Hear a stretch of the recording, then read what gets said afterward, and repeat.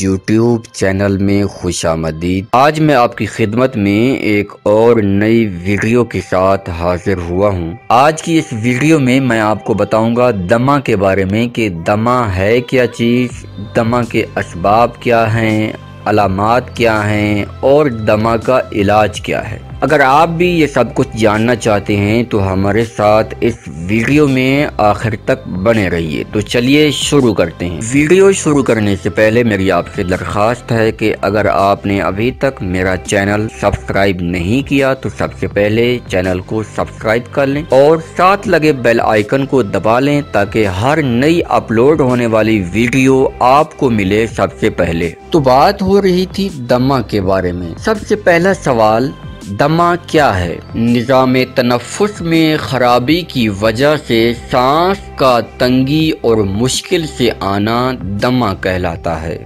دمہ کی بہت سی وجوہات ہو سکتی ہیں۔ اس مرض میں پھیپھڑوں کی ہوا والی باریک نالیاں تنگ ہو جاتی ہیں جن کی وجہ سے سانس لینے میں دشواری پیدا ہو جاتی ہے۔ اب میں آپ کو دمہ کی وہ وجوہات بتاؤں گا جن کی وجہ سے انسان کو سانس لینے میں پرابلم ہوتی ہے۔ دمہ کی وجوہات میں سب سے پہلی وجہ یہ ہے کہ دمہ سانس کی نالی کی پرانی سوزش سے ہوتا ہے جس سے سانس لینے کا عمل دشوار ہو جاتا ہے۔ اس مرض کا آغاز عموماً نزلہ زکام سے ہوا کرتا ہے۔ جماع کے بعد عضو خاص کو سرد پانی سے دھونا اور فوراً بعد نہانا یا کچھ کھانا پینا یہ بھی دمہ کی وجوہات میں سے ایک وجہ ہے۔ گھروں میں بچھائے جانے والے قالین اور ان میں چھپا گرد دمہ کا باعث بنتا ہے۔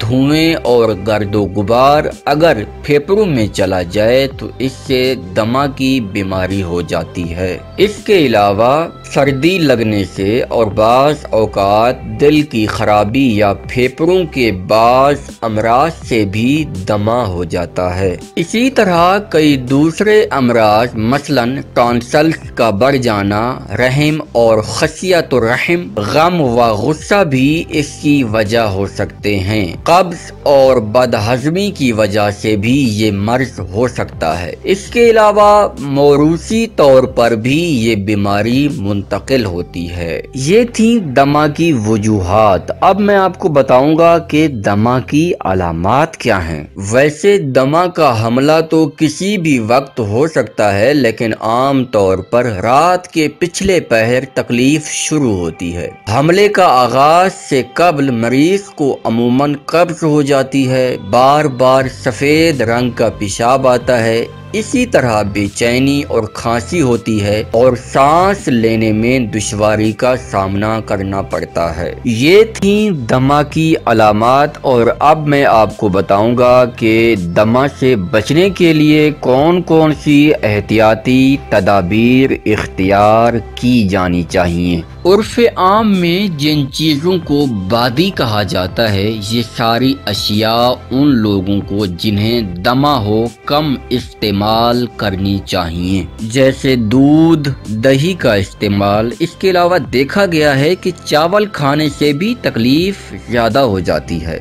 دمہ کی روک تھام دو طریقوں سے کی جا سکتی ہے، ایک علاج اور دوسرے تدبیر سے۔ تدبیر یہ ہے کہ مریض کو اپنے روزمرہ کے معمولات تبدیل کرنا ہوں گے۔ اگر وہ کسی بھی قسم کے نشے کا عادی ہو تو فوراً اسے چھوڑ دیں۔ بیڑی، سگریٹ، شراب، تمباکو، نشہ آور ادویات کے استعمال سے پرہیز کریں۔ دھول، مٹی اور ہوائی آلودگی سے بچیں اور موسم کی تبدیلی سے نقصان ہوتا ہو تو اس کے لیے تحفظی اقدامات اختیار کریں۔ پالتو جانوروں کو گھر سے اور سونے والے کمرے سے دور رکھیں۔ بیڈ روم میں قالین نہ بچھائیں۔ کمرے کی صفائی میں زیادہ کیمیکل یا بلیچ کا استعمال نہ کریں۔ یہ تھیں دمہ سے بچنے کی احتیاطی تدابیر۔ اب میں آپ کو دمہ کا علاج بتاؤں گا۔ تشخیص میں مریض کی بیماری کی کہانی یعنی ہسٹری بہت اہم ہے۔ خون بلغم کا معائنہ، الرجی دیکھنے کے لیے زیادہ شدید درد میں اس کے ایکس رے بھی کیے جاتے ہیں۔ جب بھی تکلیف زیادہ ہو تو فوری طور پر تکلیف کو کم کرنے کی کوشش کی جائے اور اصل وجہ ڈھونڈ کر علاج کرنا چاہیے، اور بہتر علاج کے لیے فوراً ڈاکٹر سے رجوع کریں۔ امید ہے کہ آج آپ کو میری یہ ویڈیو پسند آئی ہوگی۔ اگر آپ کو یہ ویڈیو پسند آئی ہے تو میرے اس چینل کو سبسکرائب کیجئے، اس ویڈیو کو زیادہ سے زیادہ لائک کیجئے، شیئر کیجئے، کمنٹ کیجئے۔ Thank you.